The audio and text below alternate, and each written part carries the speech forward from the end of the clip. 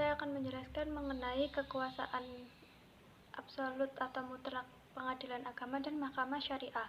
Yang pertama, saya akan menjelaskan mengenai pengertian kekuasaan absolut pengadilan agama. Kekuasaan absolut pengadilan agama yaitu kekuasaan pengadilan yang berhubungan dengan jenis perkara atau tingkatan pengadilan. Contohnya adalah pengadilan agama berkuasa atas perkara perkawinan bagi mereka yang beragama Islam. Tetapi bagi mereka yang beragama non-Islam, perkara perkawinan tersebut akan diselesaikan oleh peradilan umum. Selanjutnya yaitu kekuasaan absolut atau mutlak pengadilan agama. Salah satunya tercantum dalam pasal 49 ayat 1 yang berbunyi, peradilan agama bertugas dan berwenang memeriksa, memutus, dan menyelesaikan perkara di tingkat pertama. Hal tersebut berkaitan dengan perkawinan, kewarisan, wasiat, hibah, wakaf, dan sedekah, yang semuanya itu dilandaskan berdasarkan hukum Islam. Yaitu kekuasaan absolut atau mutlak mahkamah syariah.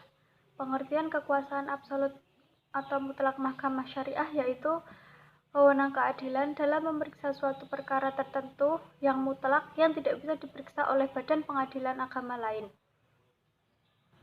Selanjutnya yaitu kekuasaan absolut atau mutlak mahkamah syariah. Pengertian kekuasaan absolut atau mutlak mahkamah syariah adalah wewenang keadilan dalam memeriksa suatu perkara tertentu yang mutlak yang tidak bisa diperiksa oleh badan pengadilan yang lain. Mahkamah syariah merupakan pengadilan bagi setiap orang yang beragama Islam dan berada di Aceh. Selanjutnya yaitu kewenangan hukum absolut atau mutlak yang dimiliki oleh mahkamah syariah. Mahkamah syariah memiliki kewenangan sebagaimana peradilan agama di luar Aceh.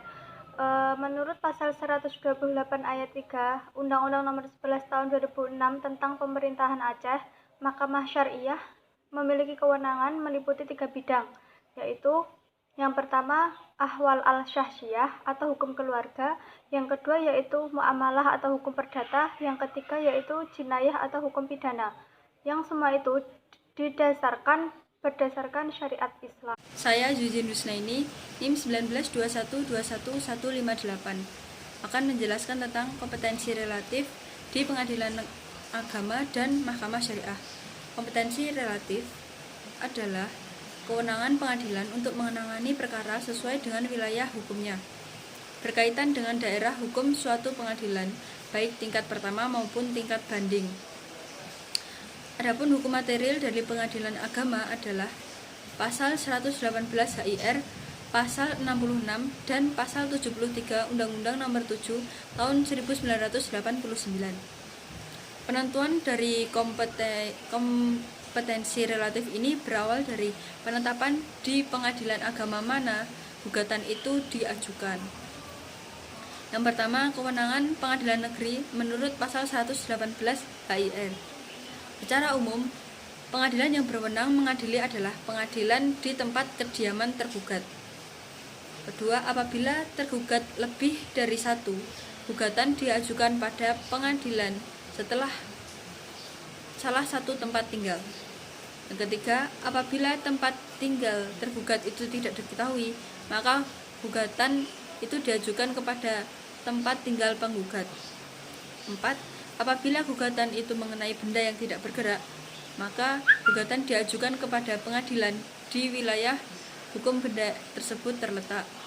5. Apabila dalam suatu akta ditulis domisili pilihan, maka diajukan ke pengadilan yang domisilinya itu telah dipilih. Yang kedua, kewenangan pengadilan agama menurut pasal 66 Undang-Undang Nomor 7 Tahun 1989 mengenai gugatan cerai talak yang dilakukan oleh suami, yaitu ditentukan oleh tempat kediaman termohon atau tergugat. Juga terdapat pengecualian, maksudnya tidak harus dalam pengadilan itu selalu di kediaman penggugat. Nah, itu syaratnya: 1.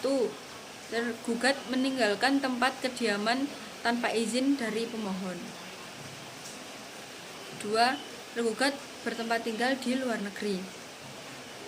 Yang ketiga, kewenangan dari pengadilan agama menurut pasal 73 nomor Undang-Undang Nomor 7 Tahun 1989. Yang pertama, mengenai cerai gugat yang dilakukan oleh istri, yaitu ditentukan oleh tempat tinggal penggugat. Pengecualiannya yaitu 1. Penggugat sengaja meninggalkan tempat kediaman bersama tanpa izin dari tergugat. 2. Penggugat itu bertempat tinggal kedudukannya di luar negeri, sehingga pengadilan yang berwenang adalah kediaman dari tergugat. Yang ketiga, suami dan istri bertempat tinggal di luar negeri. Pengadilan yang berwenang adalah tempat perkawinan itu berlangsung atau ke pengadilan agama. Selanjutnya, kompetensi relatif Mahkamah Syariah, yaitu kewenangan untuk memeriksa dan mengadili serta menyelesaikan suatu perkara yang diajukan berdasarkan wilayah hukum Mahkamah Syariah yang ada di Aceh. Mahkamah Syariah ini adalah pengadilan agama yang dikhususkan untuk wilayah masyarakat Aceh. Adapun kewenangan relatif ini mengatur pembagian kekuasaan antar pengadilan agama atau Mahkamah Syariah secara sama rata.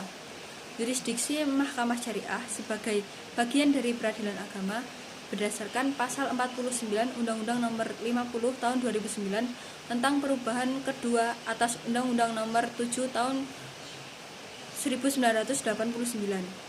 Kompetensi relatif atau kewenangan relatif Mahkamah Syariah memiliki keistimewaan tersendiri yang berbeda dari pengadilan agama di luar Aceh.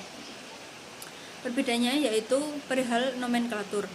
Mahkamah Syariah telah kembali menjadi nomenklatur peradilan Islam di Aceh. Itu menjadi simbol dari adanya penegakan hukum Islam di Aceh.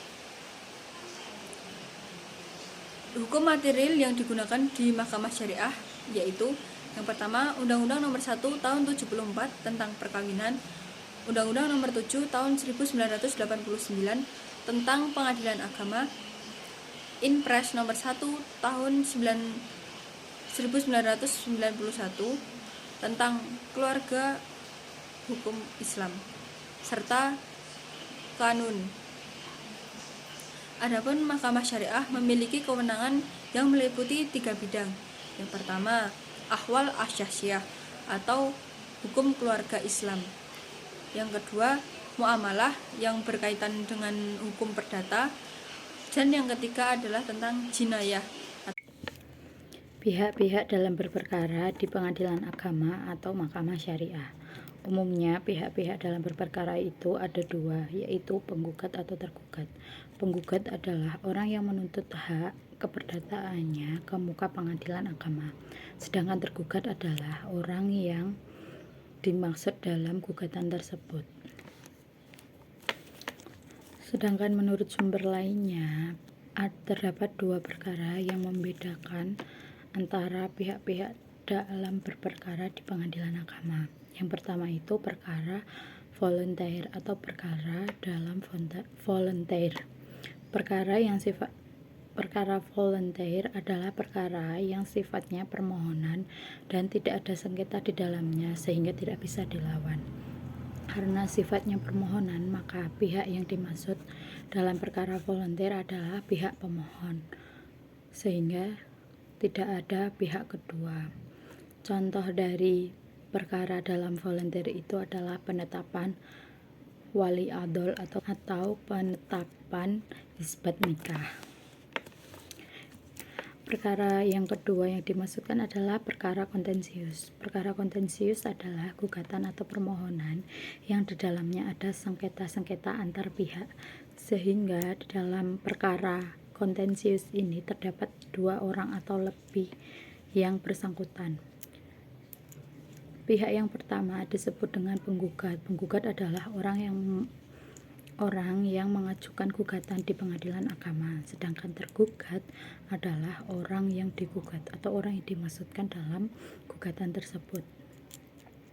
Sedangkan di masalah ini itu dapat beberapa tergugat 1, tergugat 2, atau tergugat 3, atau tergugat 4 dan seterusnya.